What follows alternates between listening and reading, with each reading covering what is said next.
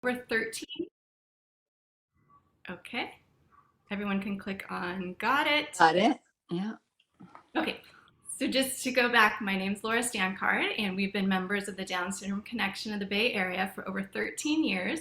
We joined when I was pregnant with my son, and we are so grateful for the Down Syndrome Connection. We have met so many families, participated in so many amazing programs, classes, and webinars, and thanks to Kathleen and the Down Syndrome Connection, we discovered So Happy to Learn. Last summer, Kathleen sent out an email. There was a family in the Bay Area doing the So Happy to Learn program, wanting to connect with other families. I saw that email, was intrigued. I hadn't heard of the program, so I looked it up, found the website, and discovered is this amazing learning program that was going to work. It seemed like at first, just discovering it, that it was going to be a great fit for my son, and it has been. So the past year, we have participated in the program. My son is showing great progress. He is showing progress in his reading, math. He's expressing himself more through his writing, through his art, and also through his communication. And he's doing independent work and really enjoying it. So this has been a blessing to us. Mrs. Brown has been a wonderful teacher, and I'm starting to truly find joy in teaching my son and learning alongside him. So today, Mrs. Brown is here. She's going to be sharing with us her vast experience in teaching individuals with Down syndrome, as well as give us some ideas that we can use at home to help our learners. And as we had mentioned in the beginning, we're going to have time for chat at the end. So if you have any questions, please put them in the chat and we will get to it towards the end of the call. Now I'd like to introduce Mrs. Brown. She is the founder and creator of So Happy to Learn, a successful lifelong learning program. She is a passionate teacher. She's been teaching for over 20 years. She's talented and creative, and she really helps her learners find a love of learning. Please help me welcome Mrs. Brown. Thank you for joining us. So excited you're here. I am so happy to be here. I'm so grateful for this opportunity to share. I often like to say whenever I do a podcast or a talk, talking is now in my comfort zone. Years ago, it was not in my comfort zone. And I always say the reason why I share this program is because what goes on in Miss Brown's house is just too great to stay in Miss Brown's house, because it's exciting. And I hope to share with you guys. We have just this, short period of time today to where I could probably talk for 10 hours straight to share everything. But you're going to get a good knowledge of the program, I think, and a little bit of background of, how and why I came to be about this. But is this a good time to start with our intention and our focus, Laura? It would be great. Go, please. Okay, good. So I had the thought this morning, anytime I start a session with my learner, I always set an intention and we balance our brain and we get in the mood. So I'm going to run you guys through that so you guys can do it at home. And I ask you to be present and be focused with me and Laura today, because again, what we have to say is so great. I don't want you to be looking at your phone to catch a phone call and miss what could just be the golden moment of instruction. So try to stay away from your phone, try to keep it quiet. And these are the things that I do with my learners before I start. And I've been doing this for 20 years because I know it's important to get in the mood. So I want you guys to be in the mood to take in this information. So with my learners, we do focus spray, which is a nice lavender oil. And it's just kind of fun. And it sort of makes our learners just go, okay, I'm here to learn now. And you guys are here to take in information. So focus spray, I love it. I love it. And my students love it. And sometimes all they have to do is see the bottle and they're just like, And we always drink water because water is good for our brain and our body. So we're kind of just setting the tone. And anytime we work with our learners, we want to set the tone. We don't want to go, come on, we got to get this work done. Here, let's read. We got to get this done. It's an experience. So I hope your time in this call will be an experience as well. So I thought, well, let's do the brain balancing. You guys don't have a ball with you, but I have my ball. I have studied brain gym and kinesiology and, doing things to help our learners get their brain focused and in the mood for learning. Years and years and years of training. And I've simplified it now to one ball back and forth, because look, we're crossing the brain left to right. So if you don't have a ball, just imagine you have a ball. So imagine your ball. And I want you to see how you feel right now and see how you feel when we're done. And I bet you're going to feel a little bit more relaxed, because what this does is gets the left and the right brain syncing and working, gets you in the mood for taking in information, and it also relaxes. And that's what Focus Spray does too. It stimulates and relaxes all at the same time. So we've got our ball. So I always tell my learner to picture, like, is it a big ball, a little ball? What color is it? So my ball is going to be mauve, kind of purplish pink, and it's medium sized. And here we go. And then we're just going to go 1, 2, 3, 4, 5. We're going to count to 20. 6, 7, 8, 9, 10, 11, 12, 13, 14, 15, 16, 17, 18, 19, 20. There you go.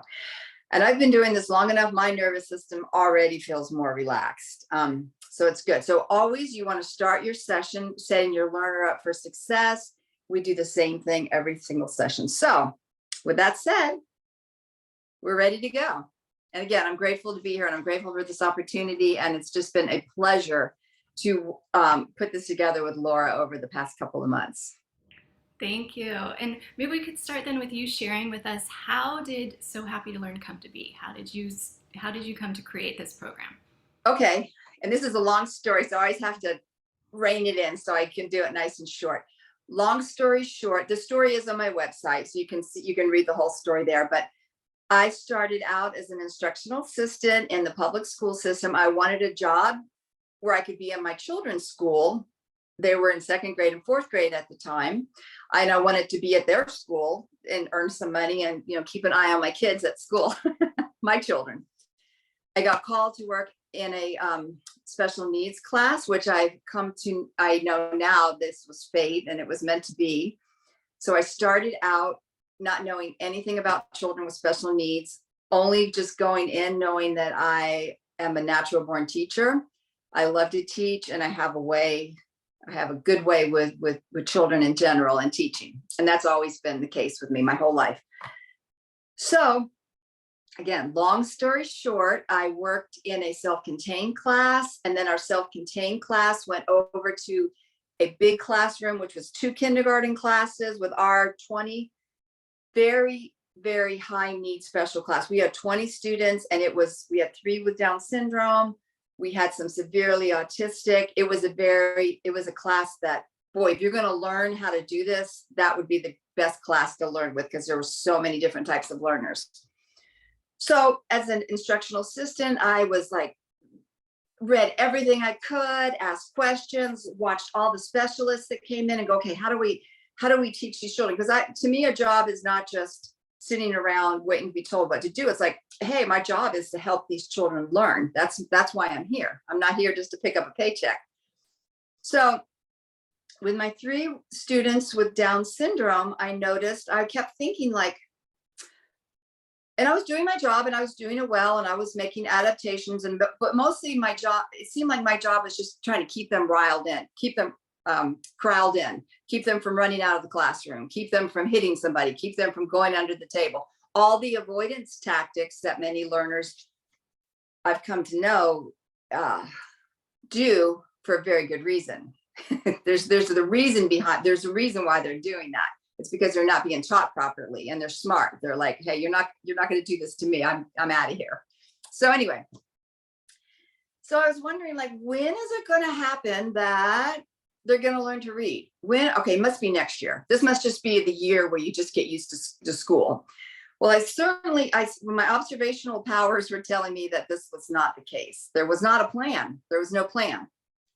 So I was so I had my 3 first learners, Mara, Katie, and Michael, and I think they were 5 with Down syndrome, just adorable. And again, I was type A, hard charger. Let's get this job done. I'm going to give this job 250%, no matter what. And luckily, all the teachers I could do whatever I wanted to do. So I was talking to Mara's mom, and I said to her, I wonder how do we teach, how is Mara going to learn to read? How's she going to learn to write? I don't know.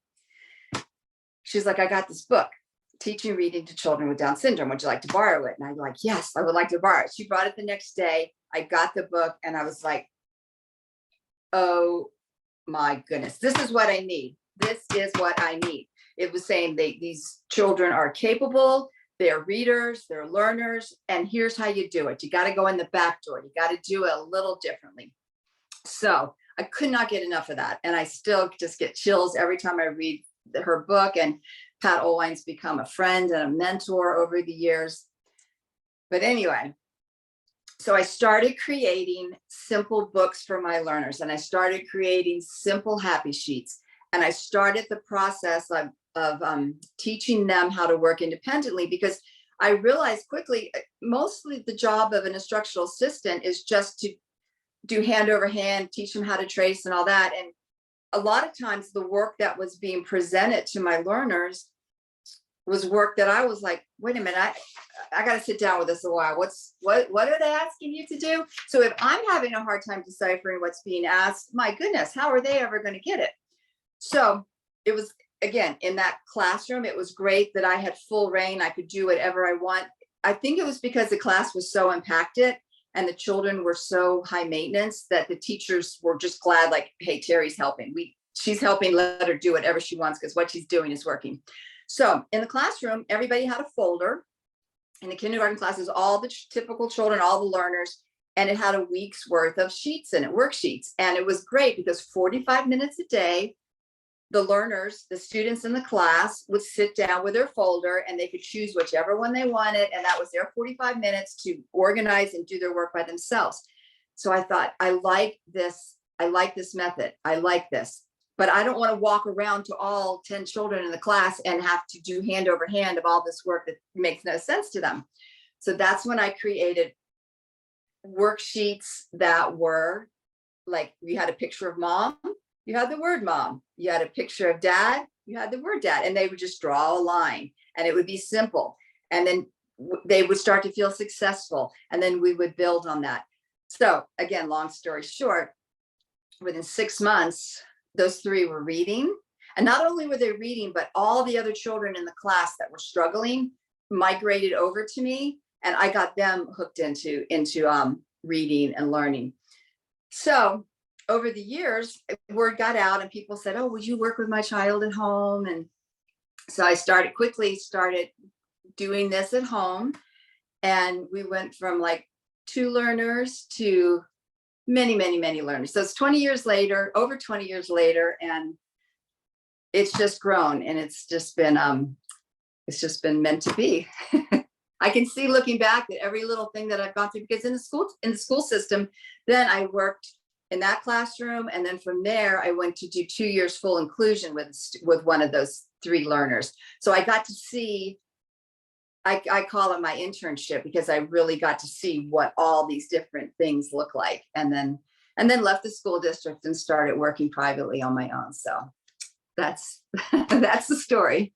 And then your online program, you started that a couple years ago to include more families and the parents to train, to learn, to become the teachers.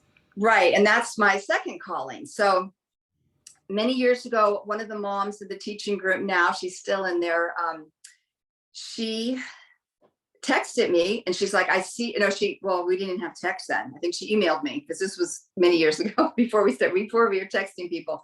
She said, your YouTube videos, I like them. Can you teach me how to do what you do? Can you start an online program? And I was like, I don't know. I do not know if I can translate what I do here to you guys. So it's been a very beautiful progression over the years, and everything happens nice and slowly, just like when we teach our learners. It's not like you're going to get it all at once, but it's built over the years. And I've had to learn, okay, how do I teach a parent that I've never seen before? How do I impart information without overwhelming them? And again, you just put your faith in something higher. And it's like, okay, I'll just listen to that higher self, and it's going to lead me, and it has led me. So now we have just a dynamite online program. And I'm super excited about it now because so many moms like Laura are getting it. They're getting it. And that tells me that I'm teaching it properly and they're seeing success. And it's just wonderful. And to that, So you have families all over the world. So you're all all over the world. Yes. Yesterday, oh my goodness. Okay. I wasn't going to say, this just popped into my head. Yesterday, a mom just joined from France. She doesn't speak English. She speaks English, but her son doesn't. And she's like, my son, the beauty of So Happy to Learn is we are trying to create learning should be fun. It's innately supposed to be fun. And if it's not fun, something's gone wrong. So we want to bring that back to our learners like, hey, you can make mistakes. It's fun, da, da, da, da, da. But anyway, this little video of this little boy who's, he has autism. Oh, that's the other thing. It's so great how this translates over to all learners with unique learning styles and just learners on the typical track. I have all kinds of learners now, but this little boy, you could see she's got it already. The mom's already, and you could see the little boy looking at her from far off. He's like, and then he kind of peeks up, he peeks up, he peeks up. And then he's like, oh, and then she got him and they had a great session. And that's what we have to do. And that's what I really like that because that's what I see every time I start with a new learner here. They're looking at me with like, can I trust you? Can I trust you? That's what they're saying. Can I trust you? And then when they see I can trust you, and you know what? And we're gonna touch on some of those things. Like, I think we don't want to leave without talking about teach, not test, and setting our learners up for success and all that. So let's start with that right there. So I think that teaching by modeling, your philosophy, is so key because we all learn by observing. And as a parent learning to be a better teacher for my son, that's how I'm learning, and that's how my son learns, by watching. So that kind of leads me to starting to talk about all the components of your program, or the So Happy Learn recipe, as you like to call it. And why don't we begin first with the successful teaching tips, setting yourself and your learner up for success. And that kind of includes the teach by modeling and that paradigm shift of going from traditional teaching to modeling and really helping the learner learn through observation, through exposure, and through repetition. I was panicking. I was like, where's my thing? Because I'm gonna have to read this. I don't really like to read things. I'd rather say them, but there's so much stuff here that I do have to read it. So I'm like, where'd it go? It was on my lap the whole time. Okay. So 2 things. These are on my website. Well, this book, I used to do a lot of presentations back in the day, and for a handout, I just ended up making a booklet. And this booklet's available if you're doing the So Happy to Learn program, where you can type it out. But I wanted to read on my website and what I wrote this years ago, and it's still true for today. I love my work. I am blessed. I teach many precious children born with Down syndrome. I teach them how to read, how to write, and how to think in math terms. But most importantly, I teach them to love the process of learning. I show them that learning is fun and that they can be successful learners. And let's translate, since I wrote this a long time ago, now I'm teaching moms to teach their learner. That's my passion and goal right now. And it's not just for moms, dads too. My husband is getting in on this as well. Yes. So, and I remember Kathleen had mentioned that both her and her husband kind of split up the teaching for homeschooling too. So it's for, and that's the best way to do it. And also for therapists, we have a lot of therapists and teachers in the group too. Mom is kind of like my catch-all word for anybody, everybody. Okay, each day I work one-on-one and in small groups with my learner. While they have learned a lot from me, I've certainly learned a lot from them. And these things that I'm getting ready to learn, I've heard echoed back in my group many times by mothers recently. They're experiencing this too, and it's so beautiful. I have learned patience. I have developed compassion. I have come to learn that things are not always as they seem. Within all of us is a great untapped potential. I have learned how to persevere. I have learned that most anything is possible if you set a goal and stick to it. I have witnessed that the human spirit is so beautiful and so full of love. I have learned how children learn best. They learn best when they are relaxed. They learn best in a calm environment. They learn best when they connect with and have rapport with their teacher. They learn best when they are respected as an individual. They learn best when they have learning materials and activities that meet them where they are at and allow them to systematically move to higher levels. Children learn best when learning is a fun and positive experience.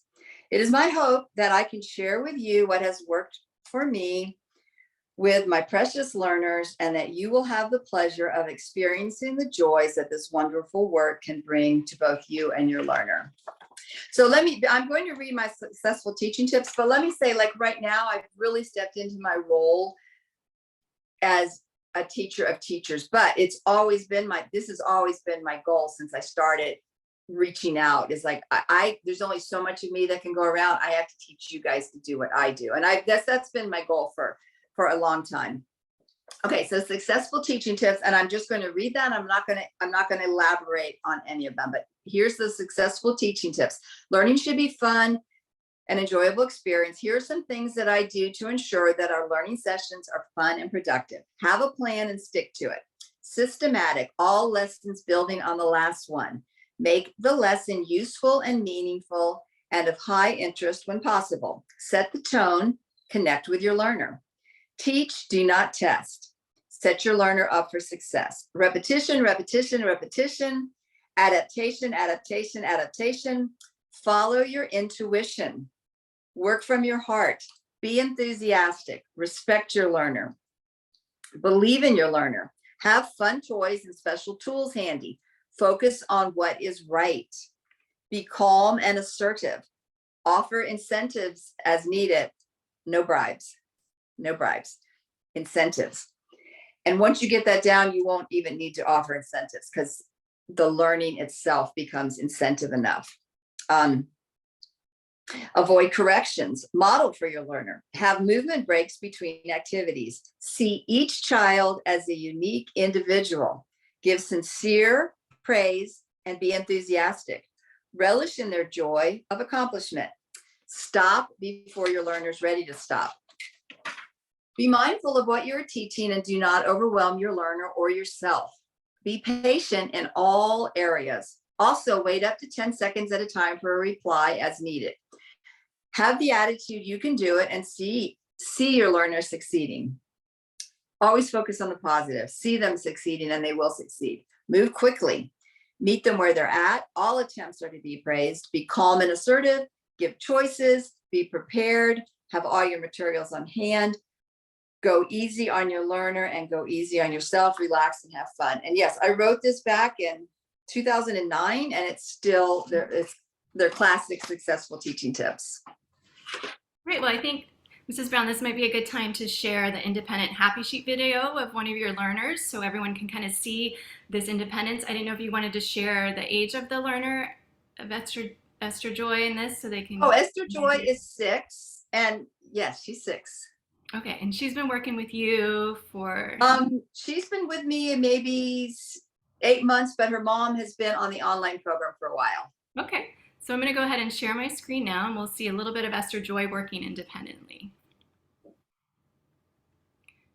I also have this video set up to show the Spanish subtitles for those who need it here. Let's see how we. Look at that.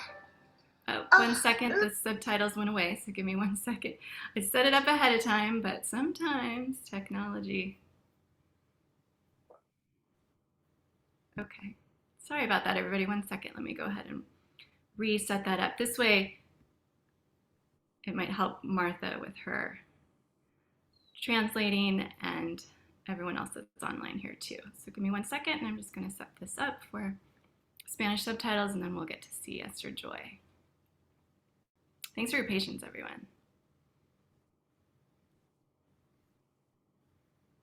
Okay. While Laura's doing that, we had one question in the chat that's probably a real quick answer. What's the best age to start this program?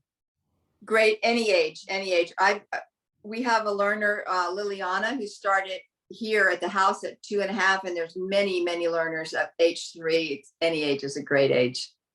And never too young, never too old. That's what I was going to say too. And coming in, my son, we started at 13, and I believe you have learners up to age, is it 40 now? 43. Mm-hmm. Okay, here we go with the video.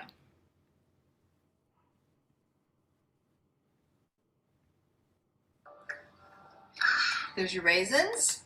Mm. Here's your happy sheets.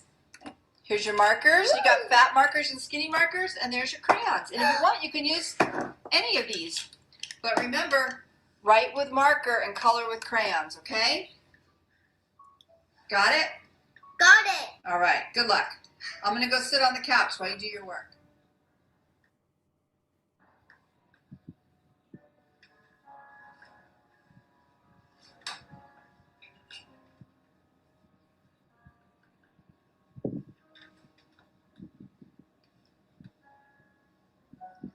So happy to have.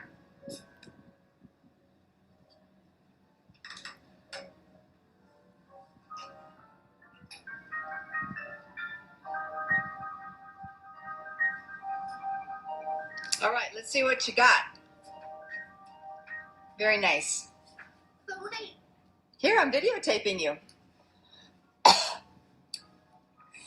Here we go. wait. All right, put it right here. You did it. Zebra, zoo, yellow, yo-yo, fox, and box. And did you write me a letter? Yep. And I heard you at the end where you said, I am so happy to count. Yeah, okay, read me the letter. Read it to me. Look. Love, have, essence, gave, is, power, and gave. Later. Nice. Who's that? Isabel. Esther Joy or Mrs. Brown? Yeah. Happy to happy. Happy to happy. Nice. And you wrote me a letter? Yep. Wow. I love it. I'm going to write you a letter. Dear Esther Joy, you are amazing and smart and beautiful, and I love you so much. Love, Mrs. Brown. Aww. All right, make a pile for yourself. Thank you. I Dog. dog. All right, I 1 second. see a dog.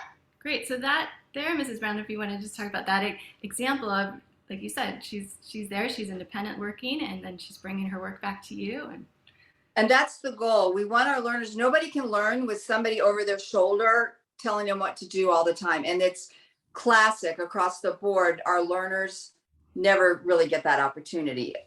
I'd say just almost 100% of the time. So that's why I want to instill that. So you see in the beginning, I set it up nice for her. I made sure she's comfy, and you know, it's a production, you know, and then it is not necessarily about what they bring back to you. Right. When we're first starting, it's just a matter of going here to there and just circling and bringing it back and getting in the habit of it. And yeah. So learning to work independent, that's how we all learn. If we have somebody over our shoulder all the time, going over work that is not fun or interesting to us, it's hard to learn. So that's a beautiful example of what we do at So Happy to Learn all day long, and what I teach the parents to do. And you meet them at their level, and you start easy and you work your way up, and yeah.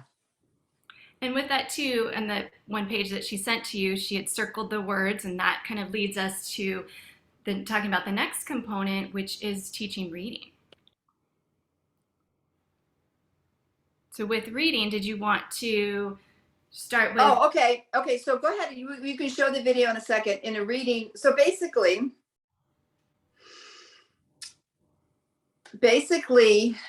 you're teaching the learner to associate the word mom with a picture of mom. And when it's high interest, that's going to get their attention first.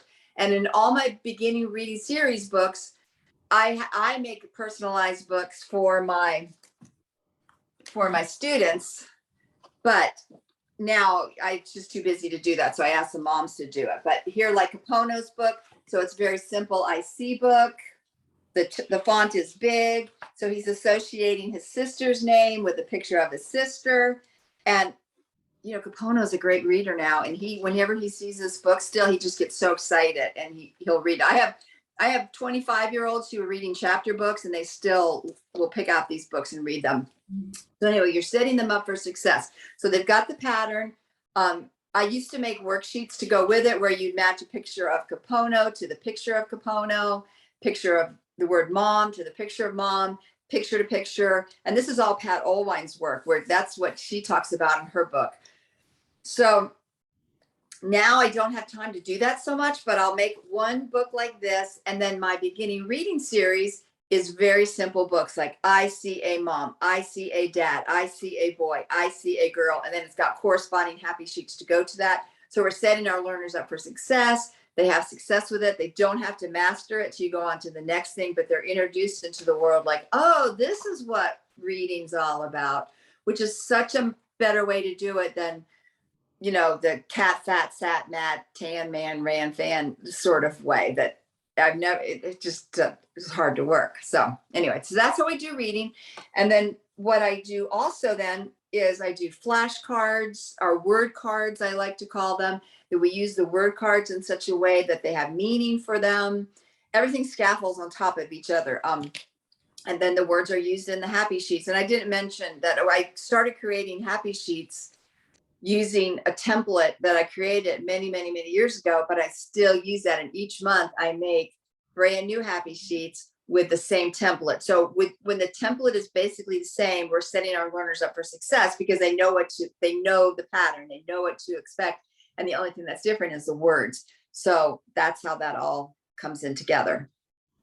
Okay. Again, I could talk for 10 hours on any one subject. So I have to rein Right, myself in. we're limited on time today. Yeah. So that's great. And what we do have an example of a video we can show about one of the beginner reading series books. And then you mentioned the word cards, high interest cards. So if we have time, we could do a quick video on that. And then also just the teaching writing, expressive writing, just to go back to the first video where we saw Esther Joy, she wrote you a scribble letter. And if you could just touch on real quick how important and key that scribble writing is in the writing process, because that's something I didn't really understand or know until I learned from you in this program. Okay, so I love how you're getting all the good topics right as we need to talk about it, because we don't want to leave this call without talking about that. So, long story short, Mara, who was her mom gave me the book Teaching Reading to Children with Down Syndrome and changed the course of my life and the lives of so many people. But what I noticed with Mara in school, I was working with her and I was teaching her to write the standard way that you all are all going to recognize. Handwrite, programs that are out there where you've got a nice box and you just practice writing your A's, your B's, writing your name, highlighting and all that. And I was like, okay, this is good. So Mara had nice handwriting. She could copy anything. This is great. She's 9 years old. And I was sitting here thinking one day, I was like, man, how do I teach Mara to write expressively? That's great. She can copy, but she can't take a piece of paper and write, I love Mom. I love you, Mom. She can't do that. She can't write anything on her own without me prompting her. So I thought, wow. Okay, I'm gonna have to figure this out because there's nothing out there to teach me how to do this. So I got the guidance. I said, remember when my daughter Aubrey started first learning how to draw and write? And if you think about this with your other children, I found in a book, in a book, I found this little piece of paper where Aubrey that's a pig, and that says pig, love, and there was a heart, and she colored it in. I was like, oh, that's what these guys are missing. They're missing that developmental step where they do it wrong and they just scribble and go, I love you, Mom, you're the best. Can we have macaroni and cheese for dinner? And you go, okay, we can. Now what I'm taught to do in school is to go, oh, Aubrey, that's nice. Now go back to your seat and I want you to trace pig love 10 times and copy it, okay? So that's what I was seeing, and that's what I was being taught to do. So with Mara,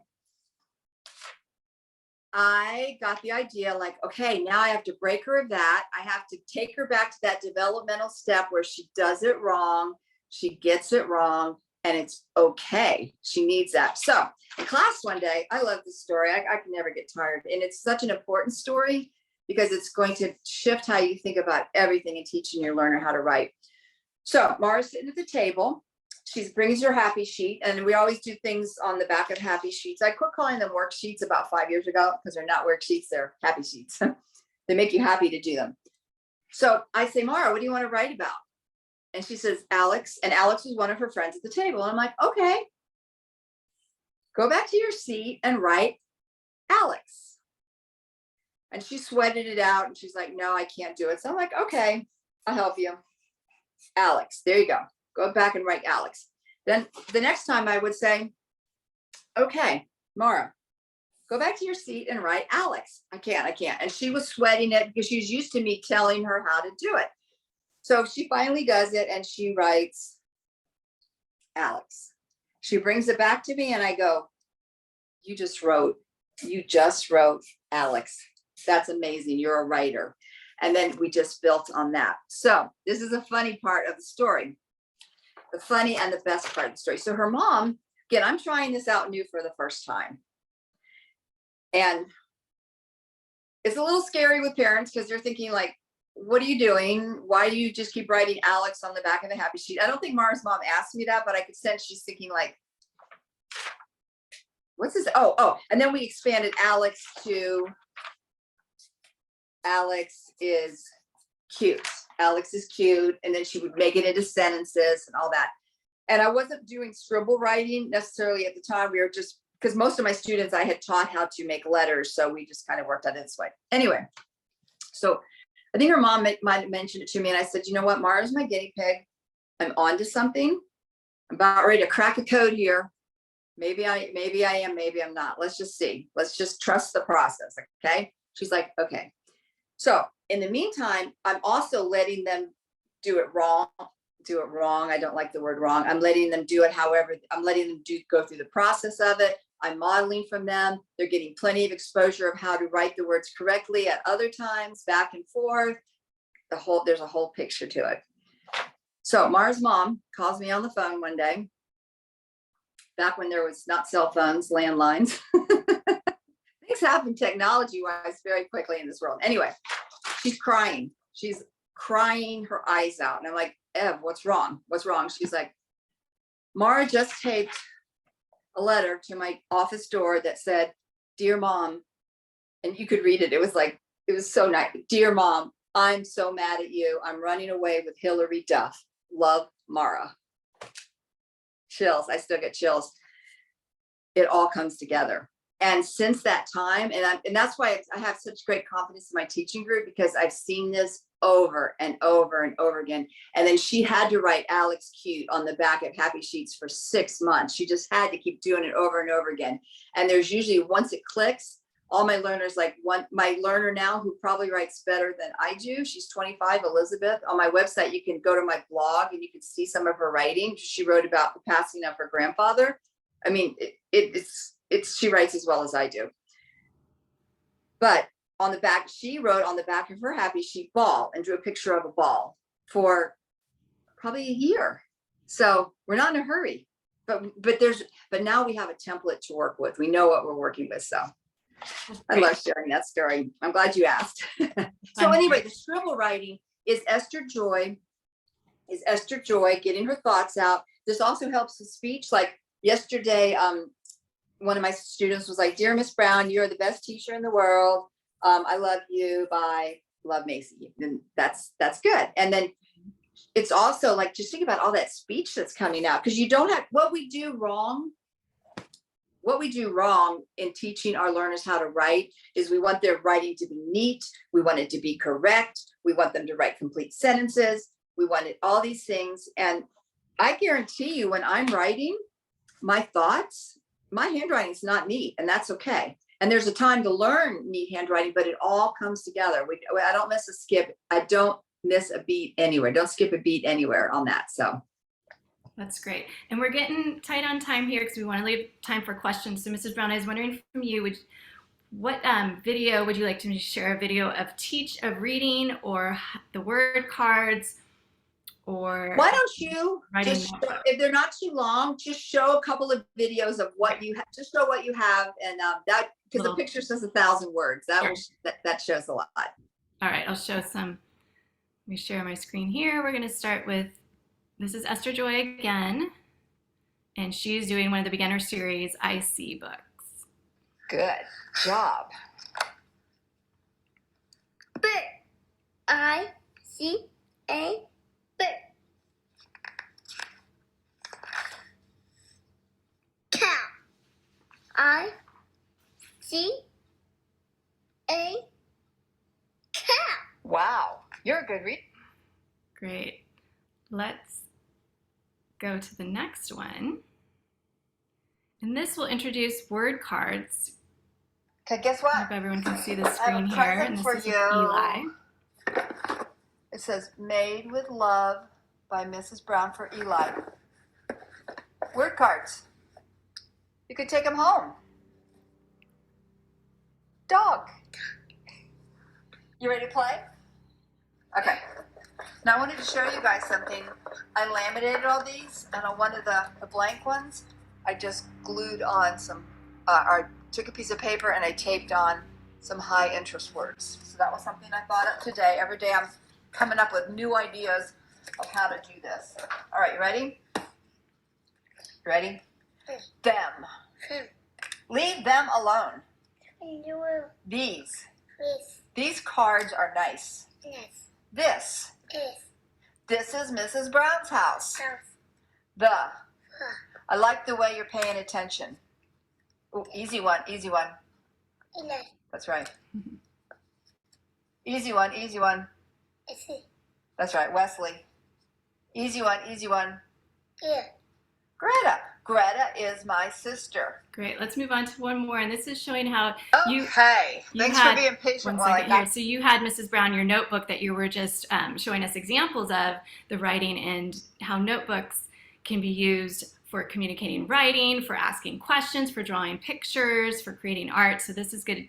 This one example here will show how you're using the notebook. And that's something that we've really enjoyed here at home, is having the notebooks out that I can communicate with my son Vincenzo, he can communicate with me, or we can draw together. So it just gives, it's something you can do at home that really is helpful for learners. Here we go. tripod set up. We're going to do some writing and we're going to film it, okay? Sound good? Because you, my friend, are a good writer. So there's our notebook. Now, we're going to show all the different ways that I teach you writing for right where you're at. Which color would you like today?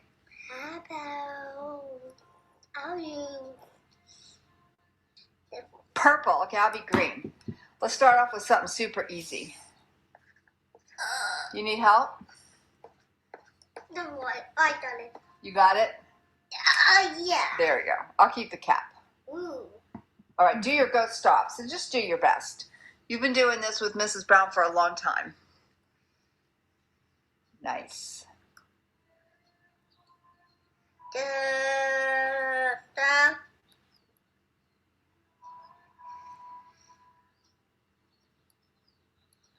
Nice.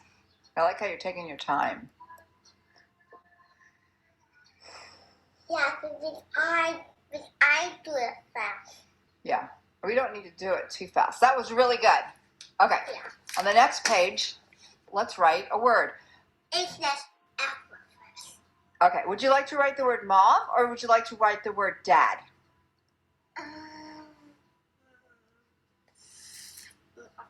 Mom? Okay. How about both? Yeah. Okay. M-O-M. Go ahead and do mom first and then we'll do dad. Yeah. And you want to start at the bottom and go up, up. I know. Oh, you know. Okay, sorry. Beautiful. Beautiful.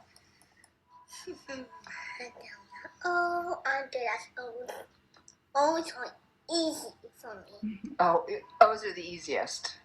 And two. And M's too. Okay, let me help you with the M because a lot of people make their M's look, it's upside down. That's okay. We've been practicing it long enough. I'm ready to show you the right way. Here we go. Up, down, up, down. What do you think? All right, now we promised we'd write dad. D. All right, and just to share, next one would be sharing some more of just happy sheets, and then we will go to questions. Sunny's first. Sunny was first. You kind of ran ahead of her. All right, Sunny, let's see what you got. Draw, draw, draw. I like to draw pictures. Oh, he has to let Sunny go first because she was first. We want to have good manners. Ooh, how about this one? Love, love, love, love. And then on the back, I'm going to write, Draw. who do you want to draw? Yeah. Who do you love? So write the word of who you love and then draw a picture of who you love in the box, okay? Okay. All right, Capono. I go. Okay, so this said draw, Capono. It said draw 3 balloons. 1, 2, 3. Put it in your pile. Very good. All right, we'll stop there and we can go on to questions unless Mrs. Brown, you had anything you wanted to comment on? Yes, I'd like to wrap it up before we go to questions, like just put an end to it. So I think I'm happy. I think this gives like a nice picture of what the program's about and has given some of the families some ideas of how they can adapt that and how they work with their child. And the biggest question I get asked is, okay, my child's already reading or they're already doing certain things. So is this program too easy for them?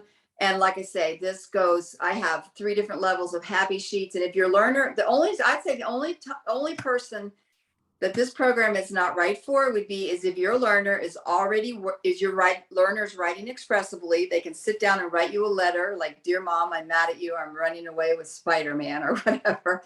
If they can do that, you're good to go. And if they can work independently with joy at their work at the table by themselves, truly you've got it. So that's good. So there's something there for every age. And also the beauty of in my private practice and in the teaching group is the vast array of your learner is a unique and capable learner, and everybody's different. You have children who have seizures, children with severe behavior problems, autistic. So it works for everybody because you're meeting them where they're at. So I did want to get that part in, and now I'm excited to answer questions. Okay, why don't we start with question here. Can I hop in for 1 second, Laura? Sure, go ahead, Kathleen. I was just going to go through the chat. Go for it. Yeah, I figured. 2 things. First of all, if we run over a little, it's okay with us. I want to respect everybody's time, but the Zoom is not going to end at 11:30. So if you go a bit over, it's no problem. And then the second thing, could you briefly touch on how this program works for kids that either are nonverbal or are real struggling communicators? Because we have quite a few who are working real hard on communication. I love that because I get that all the time. And you saw in those videos, those were my more verbal learners. When they came to me, they were not they would be considered nonverbal, like Capono's talking up a storm. Now this program brings out the speech in learners because they feel successful and they feel okay to try. Like when they're first reading a book for the first time.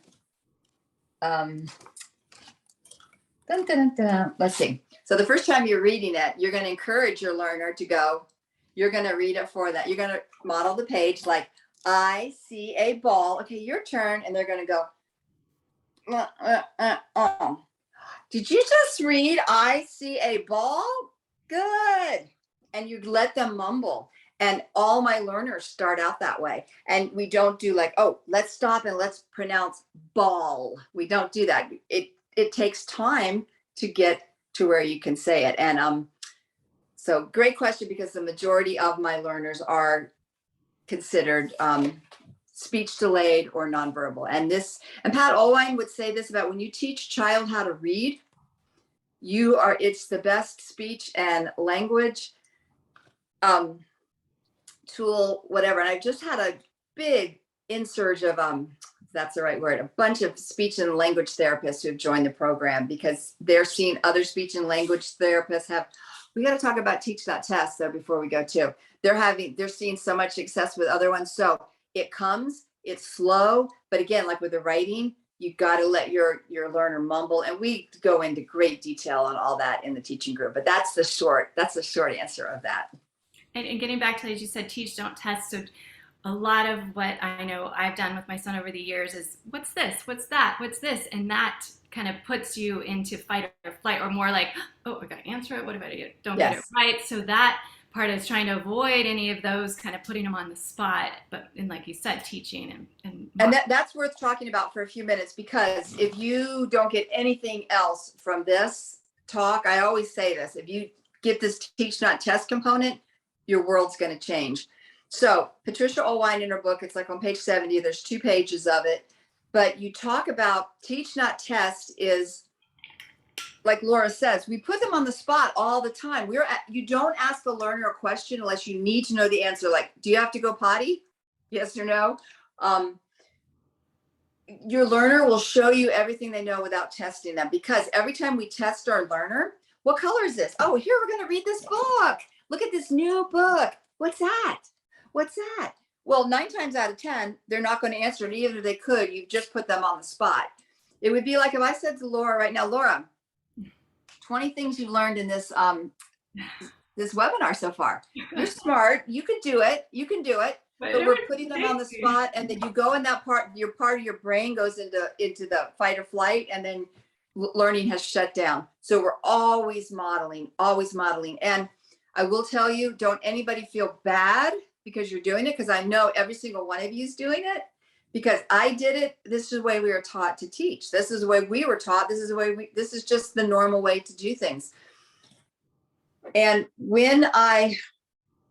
this is worth the story. So Pat Olwine wrote a math book, and she gave me the math book many years ago. And this is when it really sunk into me. She had a little story. She went to school to do a consult, and the little boy Matthew was there with his little bag of goldfish crackers. She went up to him and said, Matthew, how many goldfish crackers do you have in there? Well, Matthew's like, shuts down. And the mom's all embarrassed. Like, you can tell Pat you can tell Miss Olwine, you can count. You guys probably all have seen this scenario. I've seen it play out a trillion times. So Pat went home that night, and she was laying in her bed, and she was thinking, like, what a social faux pas on my part. I had no business asking him how many, Laura, how many, we just don't, it's not socially acceptable to do that, but yet we do it to our children all the time. So that story really, really, really, really anchored into me then. And then it took me a whole year from that point on to never do it again, to just stop doing it. And once I did it, you can imagine, with as many learners as I see at certain times, I might have up to 70 learners a month come to see me. So you can imagine all the different behavior problems and all the different issues and all that. Once I got the teach not test down, 0 problems, 0. No more timeout, no more anything, because everybody felt successful. And anything I did need to correct, I could just correct it, like, please take your finger out of your nose, or whatever it is. You just ask them to do it, then they do it because they feel successful. So I'm so glad we didn't forget that part, because teach not test is that's key. Everything. It's everything. Yeah. And going back to, there's a follow-up question about learning to read, even if the learner won't speak or isn't speaking at this time. And that was a question that they still can learn to read, as you've seen with all your learners, even if they're not speaking. Oh, totally. Yes. Because with the reading, they're seeing the word, they're recognizing the word, they're learning the word itself, and they're hearing it. Yes. And then if you need, like, without testing them, when you take a happy sheet and they got the word mom, and then they take the word mom and they put it on top of the picture of mom, then you just know they've read the word. So there's ways to get the data that we need to know without saying, what's this word? You see them do it. You just see it in the work that they do. And another question we have here, Paula had a question about how does this, or can you give an example of how this would complement school and also can be in homeschooling? So her question was, is it homeschooling complement? And through the teaching group, we've seen it's all, like, we're schooling, so we're using it. But then there's other parents that are, and probably student learners at CU that are, this is a compliment to their school. So they're doing a little bit every day, or they're coming to CU. Maybe get to touch on how the program is versatile. Right. It's so versatile. I have every single situation, and in the teaching group, we have every single situation. And then you just set up a time. What I tell my families, and this is really important, again, this is another shift. Like at school, let's say the IEP goals are numbers, letters, learner will know all his shapes in 6 months. Well, I used to make that super fun. Like, okay, we're going to do all the shape stuff so we can meet that goal. I don't do that anymore because my learner was getting stressed out. I was getting stressed out. And then it kind of just took away from the flavor of the program. So you're introducing everything. And this is what I want your goals to be for your child, regardless of the goals at school. So when I have a new person start here at my house, they'll say, do you want to see the IEP goals? So you know what to work on. I'm like, no, because these are my IEP goals. And we have from now until we have for the next 20 years, we have 20 years to meet these goals. Your learner will learn how to read at the level that's to the highest level capable of them. They will learn how to write expressively. They will understand math concepts, and you write expressively. They'll learn to become artists and enjoy the wonderful world of art. And most importantly, they will have fun doing so. That's it. Those are our goals. And I do things every day, and there's so many different things within the recipe that target that. And then I have yet to meet those goals with anybody. But when you give yourself 20 years or however long, it takes so much pressure off, because when that pressure is off, like, oh, IEP's coming up, they're supposed to know their shapes. Oh, they knew their shapes, but they didn't answer them correctly when they were being tested at school. So it complements school in that way. And the biggest way it complements school is we are creating a confident learner who enjoys learning, and they're going to take that into school with them. Great, thank you for that. And a follow-up here, which you did kind of touch on a little bit about teaching and not testing and how that's, part of school. So I think you really kind of talked, this question was how Alex B had it. How does teach, not test, get implemented in school when our children are tested to the goals? So I think it has to be something that maybe you have some examples probably that you can share. Well, okay, so that's the big question. And I always tell my families, like, first of all, till you understand the program, until you know what you're doing, until you've had success, you can't tell a school how to do it. Because again, it's a paradigm. It's been said so many times that So Happy to Learn program is a paradigm shift. It's a different way of thinking. It's a different way of looking at it. So unfortunately, we can't go in there and just tell the teacher, hey, my child learned. Well, you can do that, but then you have to have a teacher who's receptive, or a therapist who's receptive and goes, oh, that makes sense. Yeah, I want to learn more. Okay, thank you. I want to start doing that with their learner. But blanketly helping school do that, no. But the good news is I have many learners. So I have the gift of having a learner start with me at age 4, and now they're 25. And I have a whole handful of learners that I've been through the whole way, so I've seen it. And I say most of them, except for one, did go to the public school system. So it all worked out. And just me working with it, back then, I didn't teach the parents how to do what I do. Just them working with me 45 minutes a week gave them a brilliant skill set that really helped them cope in school. So does that make sense? So you can use this program at home to help your child build the confidence and love of learning, which will then translate into all areas of life. Cool. But trying to get a teacher on board, it's harder. You have to be lucky. You have to have just the right teacher. But if you can't do that, it's okay. That's why I tell my families, don't worry about it. Do the best you can. But there are certain things, like if a child is, I'm a lot more verbal about it now. Like if I have a student now who goes to school and he's tracing letters all day, I'll tell the mom, tell them to stop. Don't do that, because that's not productive. So why don't you share with the teacher, here's how you can do it, have them do it this way. And then, you know what? Most teachers are all on board. They want their students to be successful, so it just takes some navigating. Okay. And going back, we had a question from Alex B about the high interest words, and how maybe you could just touch on a few of the ones you start with the child's name, mom, Right. So you dad. start off, I always start off with 10 high interest words or less. I'm glad you asked that. To be mom, dad. Here are the words I use: mom, dad, Mrs. Brown, yes, no. I might start with those. And then I flash them until they get them. And then I can add another, then another. And the other words are more just like a big box of words. And then I might use those words on the back of a happy sheet. I might have them try to write mom. We do that. Oh, I had a thought on that. You turn them into books. You make my reading books out of them. You just use those words. And then once they've got them, they've got some words under the belt. Now, that being said, I also want to tell people that the reading component, some learners pick up those words super fast.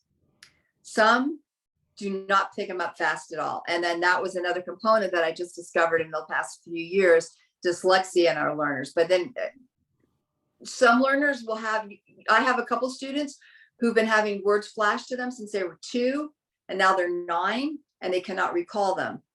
So that's a dyslexic issue.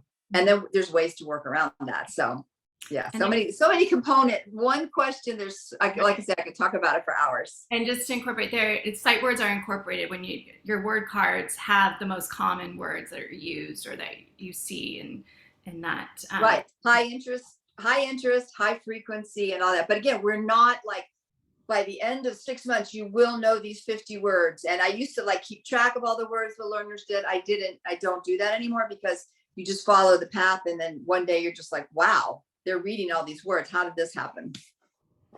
But it happens. Great. Okay, we've got a question here. Example of a virtual session. So you at this time really aren't doing virtual. If you're joining the online program, it's going to be watching videos that you're posting, learning from you to then implement it at home. Is there anything else you wanted to? Yes, there's only one of me, so I just don't have time. I would love to like do that with everybody. So that's why I created the teaching group, and I give you guys my all in examples and answering your questions. So I'm teaching you how to do it. So that's all done within the Facebook teaching group. Okay. And then Jennifer had a question about complementing a school program, ideal amount of time per day to work on So Happy to Learn. So you start out with just 5 minutes. You want to set yourself up for success. The biggest mistakes moms get is they get nervous and we got to do all this. We got to fit in the whole session. First, you're setting yourself up for success. And then ideally, your learner is going to want to do 45 minutes. It's just going to be easy to do a 45-minute session. But if you could get in 10 minutes a day, that would be great. Mm-hmm. And then going back to, there was a question, from Tracy, teenager reading chapter books, but then it looks like maybe having, getting headaches or that kind of thing with reading. So any tools or any things you have to, for increasing font sizes or chapter books? I know my son is challenging. He's more into the comics that have little bubbles for reading, but I don't know if you have any. What I found is the happy sheets are designed in such a way that almost like a vision therapy that helps with the vision and helps with, it's so easy and so doable and done so well that I do feel that those carry over to chapter books, because all my learners here that read chapter books have no issues whatsoever. But I feel like the happy sheets are great training wheels to help with that sort of thing. Okay, great. And a follow-up question about being able to have a learner or a teacher maybe teaching the So Happy Learn program. Is that something that you're looking to try to expand? So there could be somebody in the area or that could teach, just parent asking if there's anyone that can help. No, my goal is, I really feel that the parents have to understand this and they have to do it. And once they do, then maybe you could, bring in help to do it. But at this time, again, there's only one of me, and I at some point I will have a teacher training program, and there will be teachers and there'll be places for that. But that has to feel exactly right for me before I venture off into that. But again, in the teaching group and in the program right now, we're on fire, and this is my goal, is to make it as easy for you as possible. And the parents that are in the group are so helpful. And I mean, just say, can I say something quick about Facebook for people that might be a little not like the Facebook aspect of it? We're creating a new website. It's going to be launched pretty soon. I'm super, super, super excited. That's going to have a teaching group on that. It's going to be like the Facebook group. But unfortunately, Facebook has millions and millions of dollars to make everything go very, very easy and very, very intuitively. Our little group will not have that, but it will still have a lot of stuff in there. So a lot of people don't like to be on Facebook, and I don't blame them. But there's ways around that. Like, I think you weren't a Facebook person, so you just Laura, you just created an account just for So Happy to Learn. So I that's did, all just you because see. we've kind of gotten away from, we took a break from that kind of technology. Yeah, but yeah. it's So back and into it I for this program. I need to take I had to take a break from it as well too. So when you join, I don't follow anybody. I see nothing in my feed except for the So Happy to Learn group. So that's the way. I mean, unfortunately, that just sort of comes with the territory. But that group, there's like thousands and thousands of videos in there. So like if you have a child with autism, you can type in #autism and you can see all the videos. And like I say, I was hoping that our teaching group could be that powerful, but we don't have the big bucks like Facebook does. So anyway, so people that are a little nervous about that, start a new account, and it's just make me your only friend there. And I don't post, so you're not going to be getting other posts from me outside of the teaching group. And that's the way around that.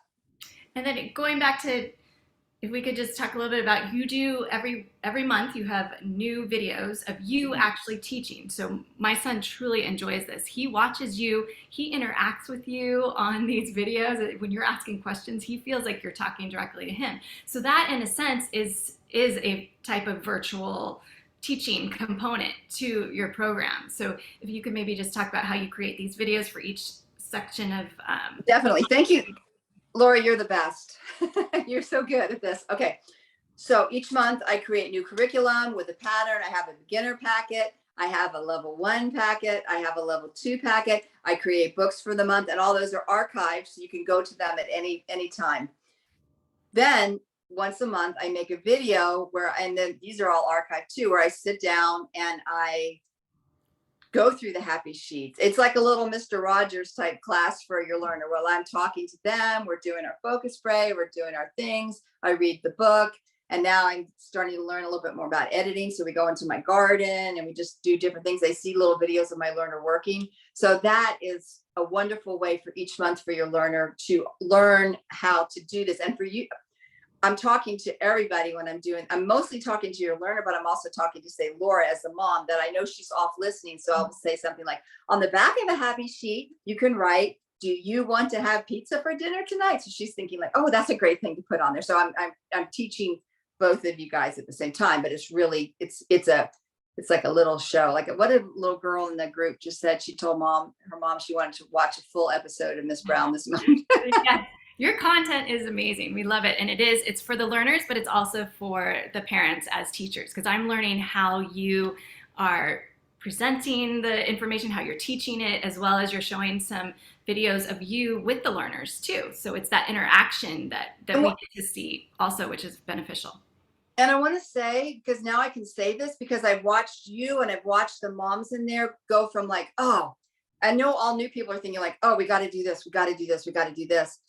And you want to get from that point to not we got you, but we get to like, I do this every day, 8 o'clock in the morning till 5 o'clock at night for 20 years, read the same books over, do the same thing over and over again. And it's so rewarding. It's so rewarding that I get excited when I get up every morning because I get to do this. And I'm starting to see that joy. Once you moms get it, you're going to feel that way too. It's not like something you have to do. It's something you want to do. But as with anything new, when you're first starting it, you're going to be overwhelmed and you're going to be like, I can never do this, because you're breaking old patterns and starting new patterns. And once you start to get that feedback of like, whoa, okay, this is something worthwhile for me to invest my time in. Yes. Well, Thank you so much. I think we've gotten through all the questions. If there were any I missed, please let me know. I went through the chat. This is wonderful. We learned so much today. I'm just going to close the door real quick.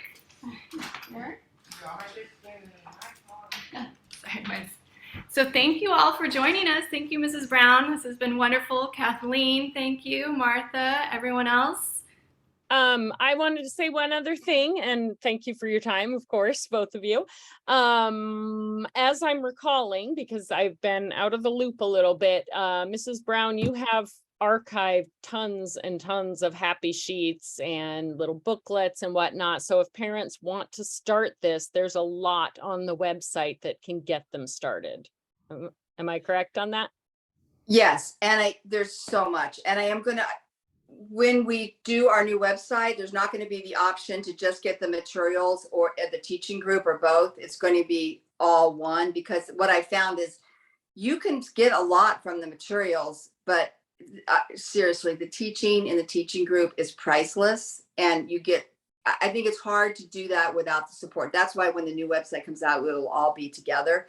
But yes, there's so much. So you're going to be picking from the archives, and then you're going to be following this month at Miss Brown's house all at the same time. Throughout the month, you're mixing and matching with the books and the happy sheets. And I don't know what website's going to be anywhere, but it's sohappytolearn.com. It's easy to remember, and all the information's there on the website. Thank you. Thanks everyone for joining. Yes, All thanks. right. Thank you all for coming, and thanks for listening. Thanks I for love being talking here. about this. Everybody have a great weekend. All right, bye guys. Bye.